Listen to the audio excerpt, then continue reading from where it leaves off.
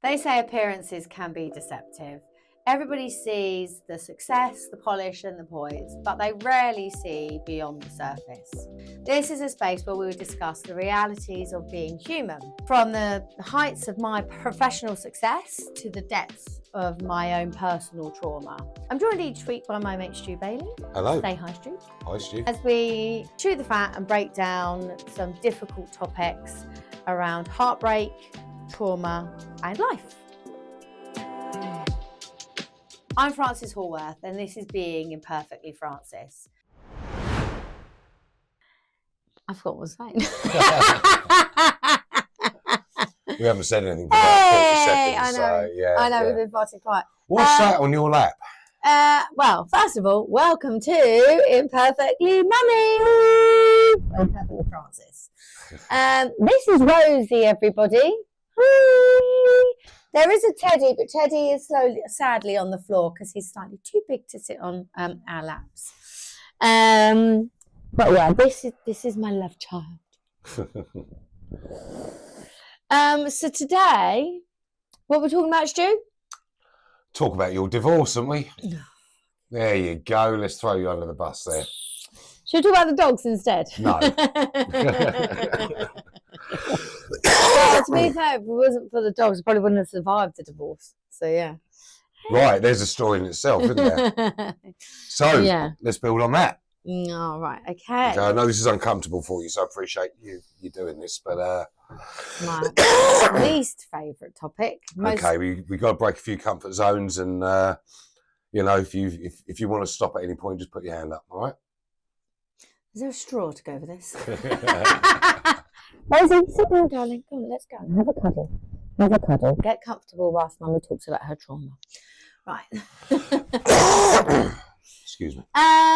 So, divorce. What do you want to know? So, divorce was horrible. Well, why? Let's start with why. I mean, we haven't mentioned your ex-husband at all, and whether we will or not remains to be seen.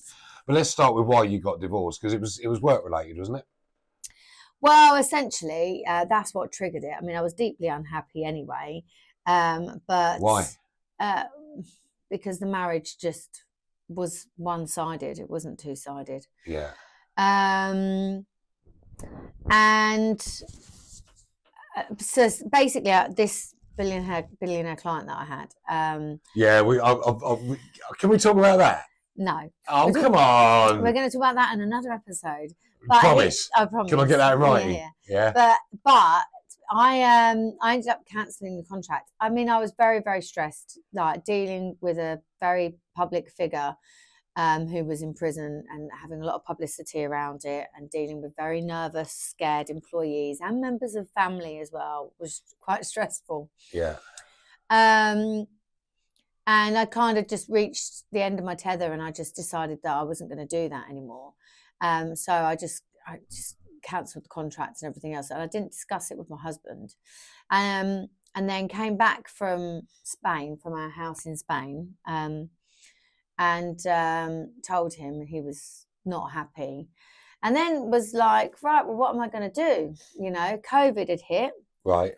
My business was dwindling down anyway, so didn't really have anything to do, and it was a bit like, what am I going to do with my life? Yeah, yeah. So, and because we were under a bit of financial pressure at the time, rather than support me financially, as most normal husbands would do, especially given that I'd spent the last 10 years financially supporting him and raising his kids and nursing his dying mother, he was like, no, get your mum to give you money to help pay our bills.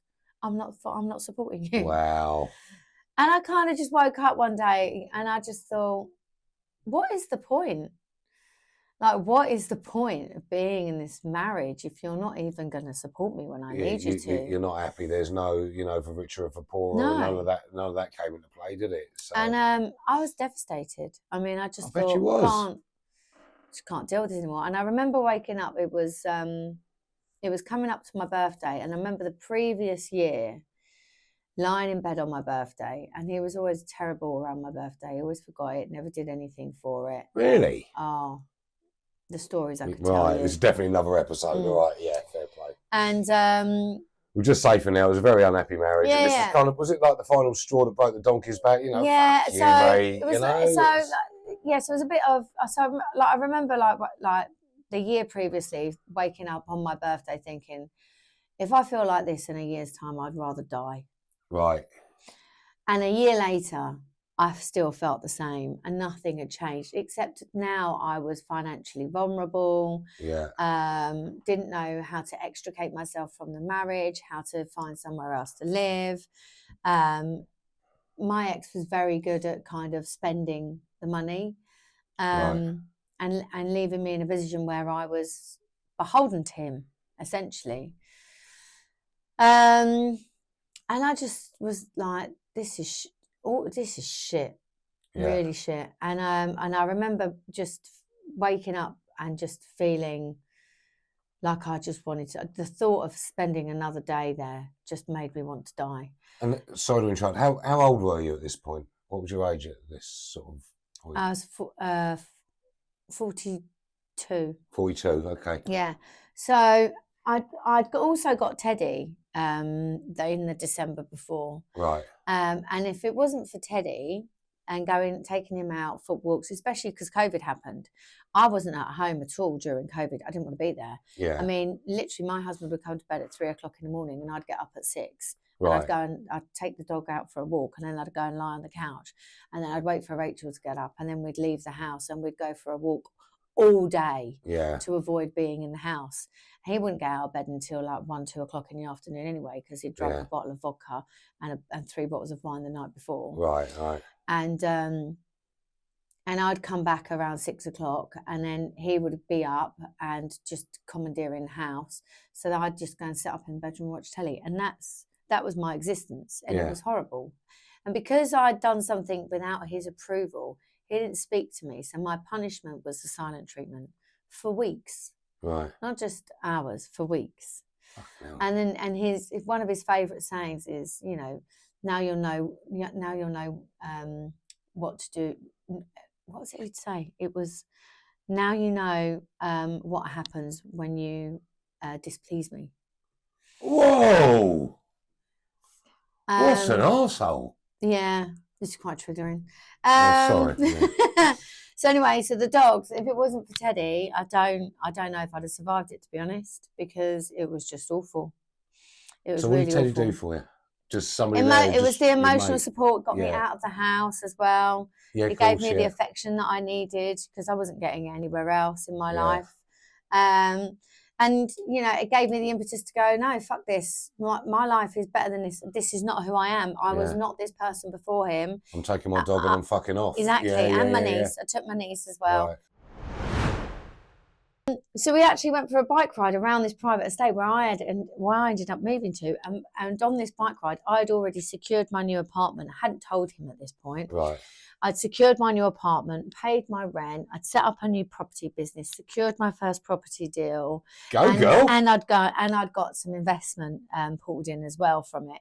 And it was like, it was coming up to my birthday, and because I moved out the 22nd of June. Right. And I told him 6 days before that I was going, because I knew if I left it any longer, he'd make it hard for you. No, he took me around. Yeah. He took me around, and I wouldn't leave.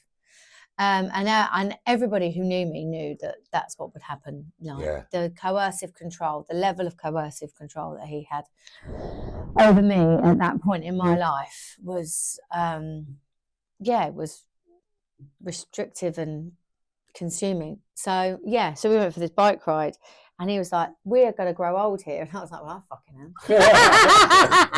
You ain't. Yeah. So I remember it was like a Sunday, and I was scared to death of telling him, and I'd left it all day. It was like 10 o'clock at night, and I sat down in the garden. I just went, "I need to talk to you," and I told him. Do you know what he said? The first thing he said, "You will not make me poor." Oh, Jesus. And then the next thing he said was, "Well, then you have to tell the boys." And then he called my stepsons, and he went, "You need to be at the house tomorrow. Frances has got something to tell you." And then they turned up. The youngest one was just like, "Fraggle, you're pregnant. Am I having a brother or sister?" And I was just like, quite. Fraggle. Yeah, that's my nickname.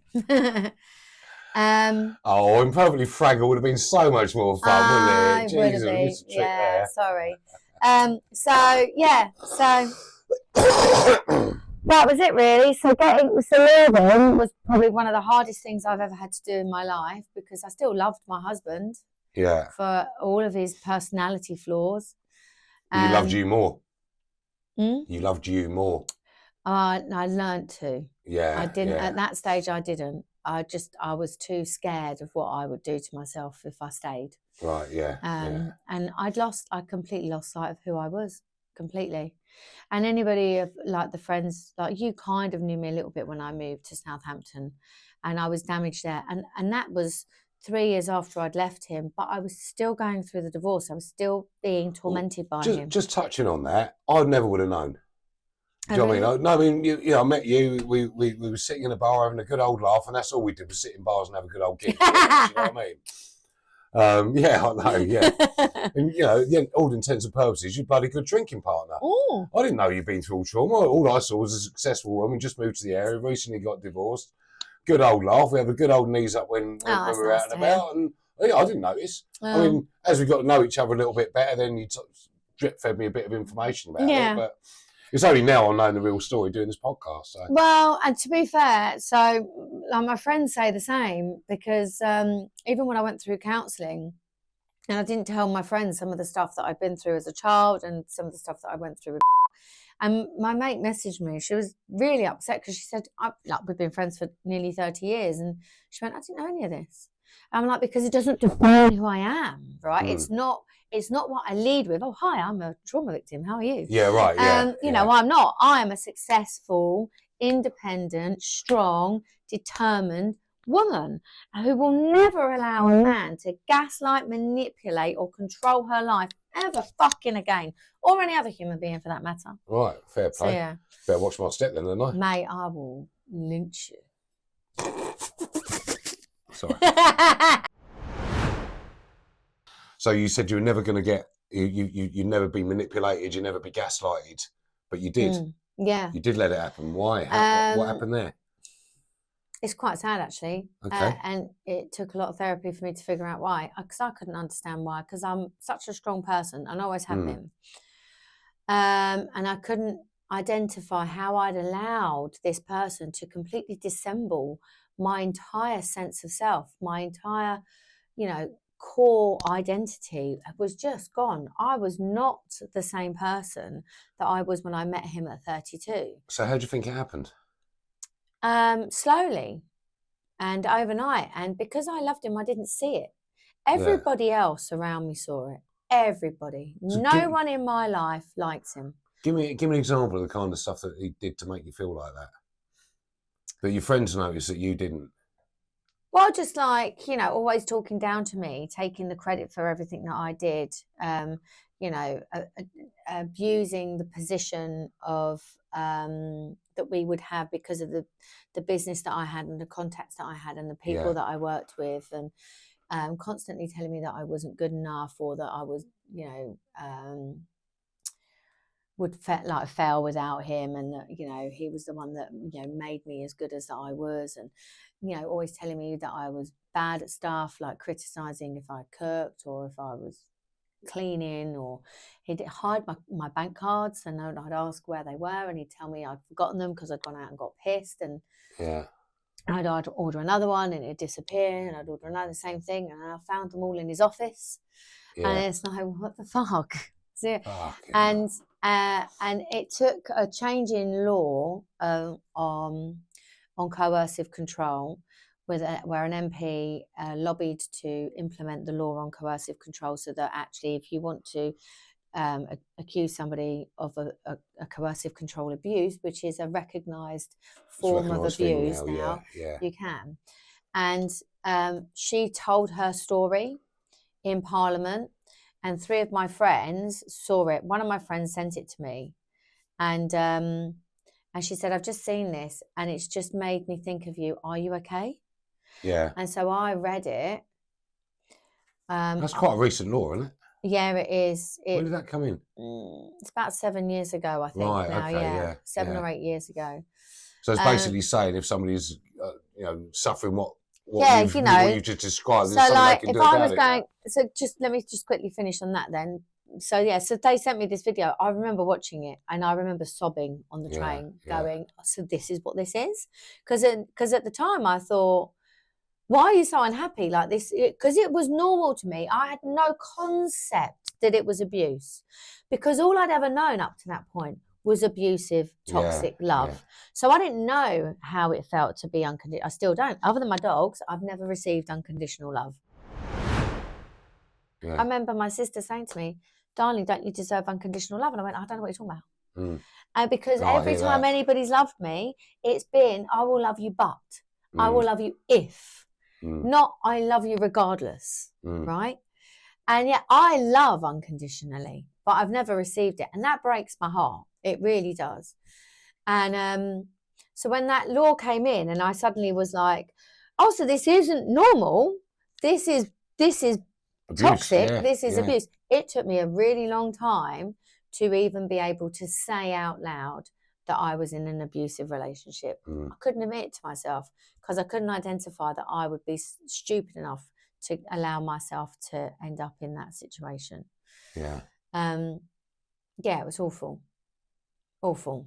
And even after I left and started the divorce, and I was continually trying to be reasonable and trying to make it easy for him. And he was just a cunt. Even to the point where my lawyers were like, you need to call the police. You need to get an injunction against him. He's still being abusive. He's still trying to control you. He's still trying to dominate you. A little bit oblivious to that? No, I wasn't. No, I was having a nervous breakdown at the time. I mean, my anxiety was through the roof. Every time my phone pinged, I would jump. Yeah. I mean, I couldn't even talk to him. I didn't want to hear from him because I would literally have anxiety. I'm having anxiety just talking about it. Yeah. So, it was just, and then when that happens, even so long after you've been left somebody, to know that they still have that emotional and mental control over your life, it's devastatingly sad. It really is.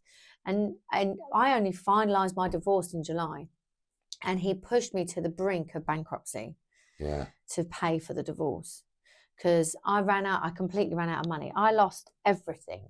I lost my home. I lost my job. I was having property repossessed. I couldn't afford to pay for my lawyers anymore. I had to represent myself in court, and his lawyers fucking shredded me. Brutal, yeah. The judge was amazing, and I wouldn't wish what I went through on my worst enemy. That was the worst 2 days of my life, hands down. Hands down. You want to take a break? Yeah. Right, so you've had a good little sob now. We both have. It's a triggering topic because I'm sure people don't expect somebody like me to have gone through something like that. And I don't wear it on my sleeve. And for me right now, I've gone through the abusive phase of dealing with it.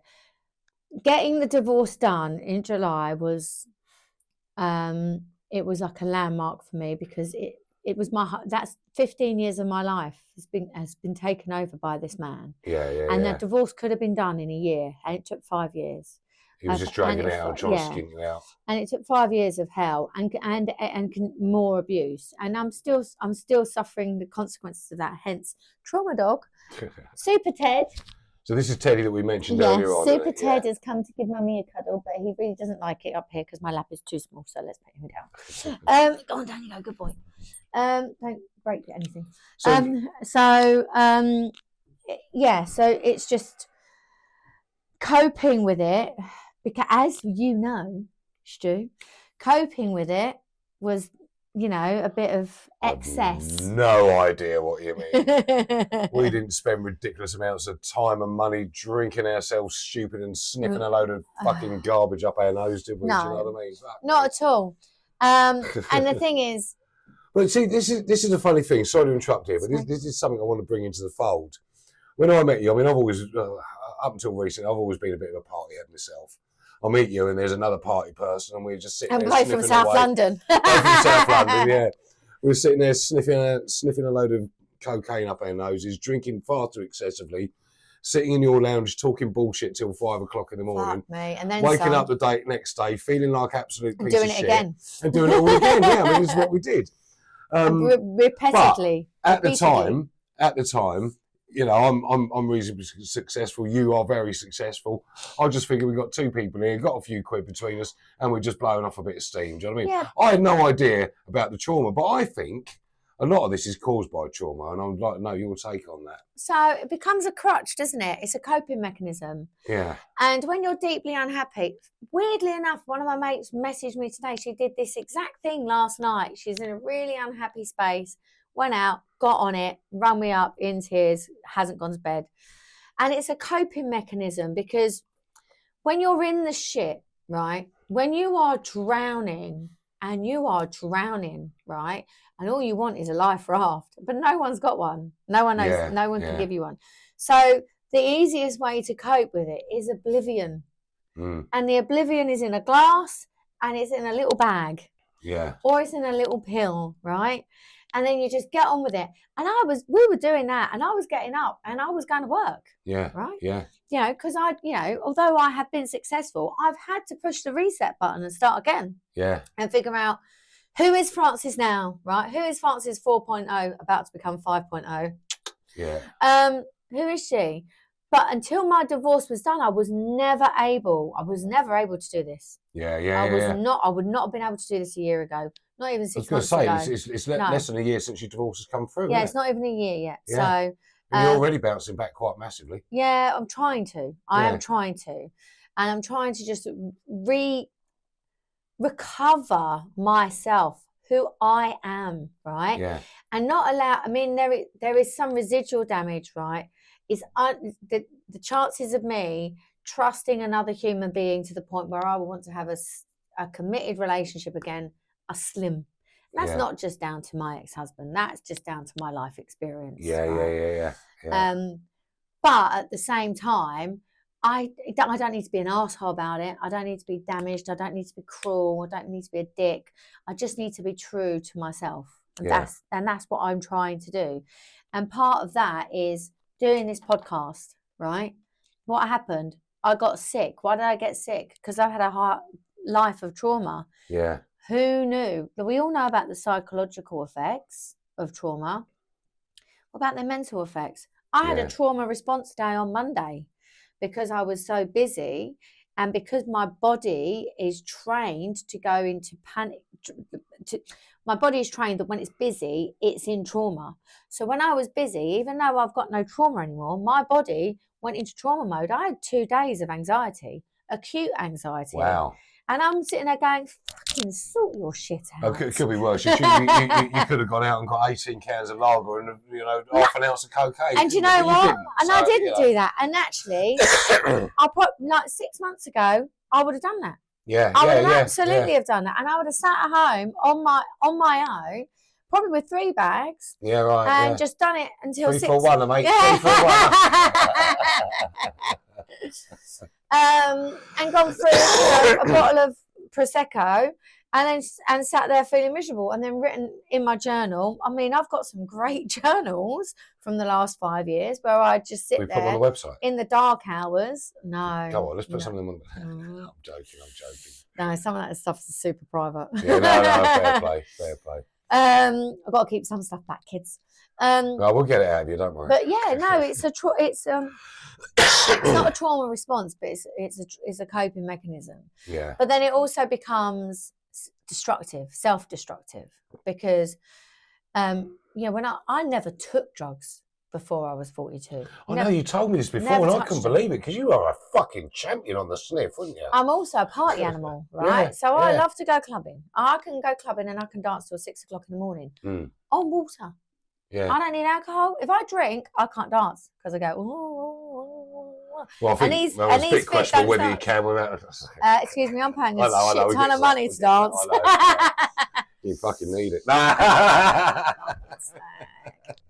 Who invited you along to this? You cunt. Love you. Cheers. were we? where were we? Yeah. So I never took it before. Yeah. So, but then I moved into an area, everybody did it. And I was never even aware of it before, right?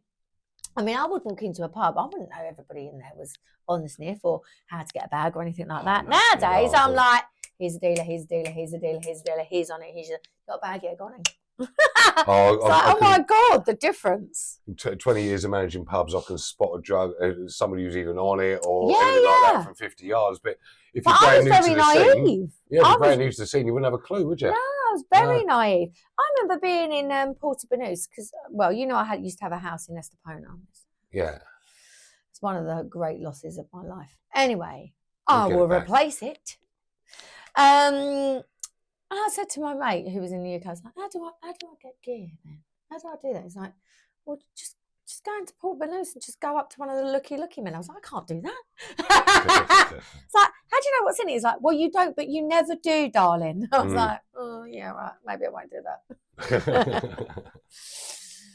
So that shift in behaviour for me was paramount, which is also why now it's equally as important to me to walk away from that.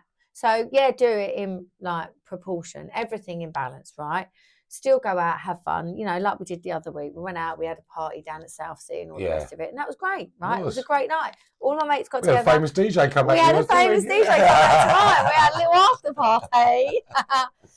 And for the first time in such a long time, I feel like I'm recovering myself, but also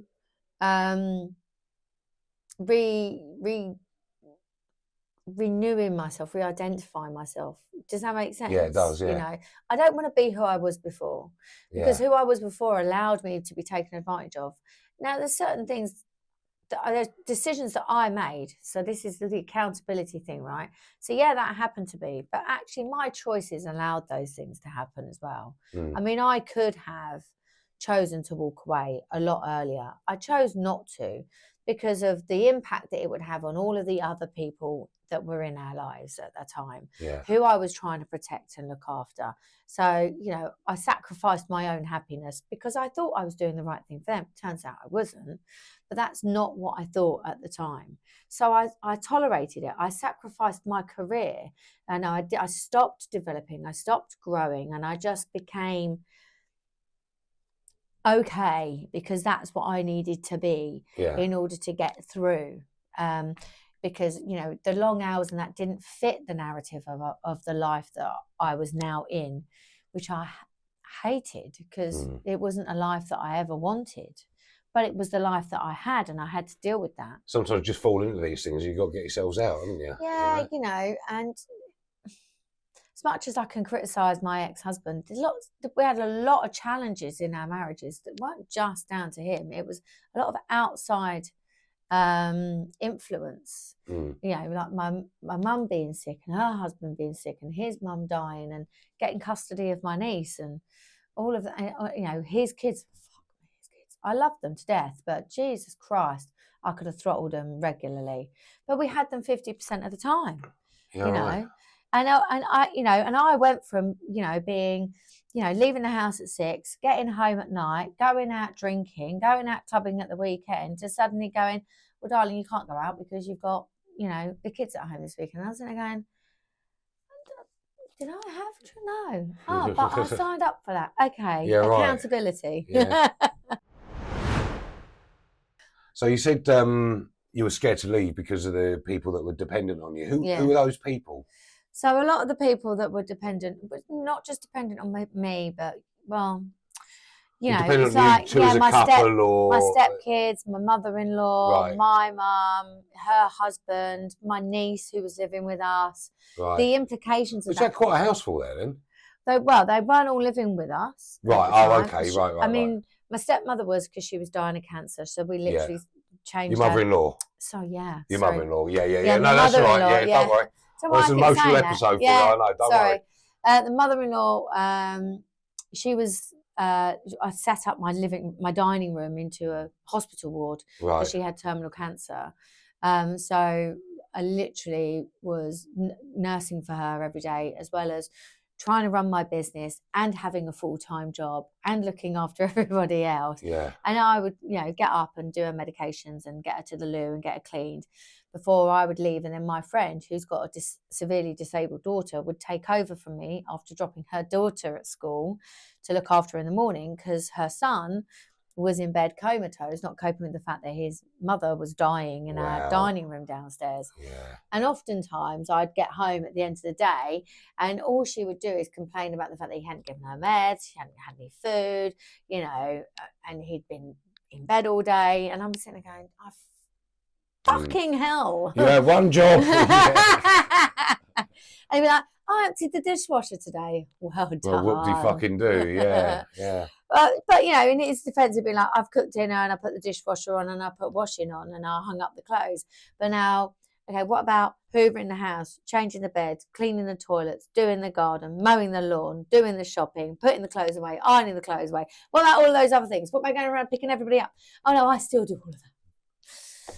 So yeah, and have a full-time job. You're a fucking star, aren't you? Really?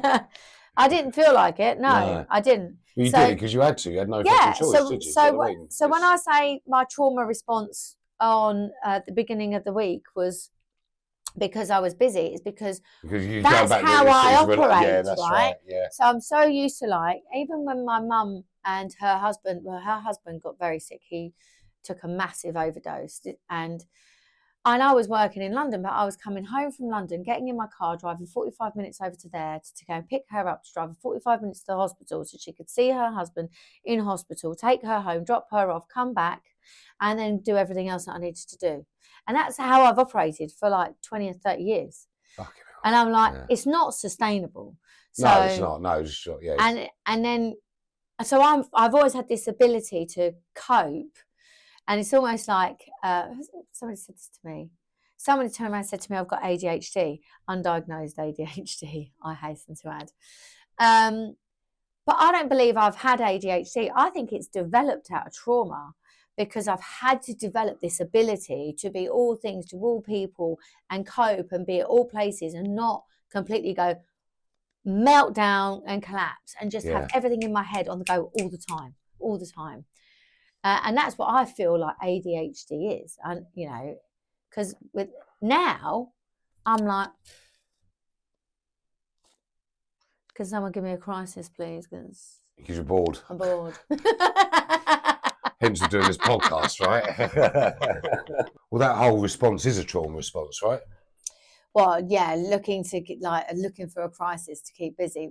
And yeah, you're right, actually, because what I've done now, so since I've moved to Portsmouth and the divorce is finalised and properties have been sold, money's in the bank, I am busy, really, really busy. And yet I don't even have a job right now, right? I'm not earning any money, but I'm doing this podcast, I'm doing my dancing, I'm doing PT every day, I walk the dogs.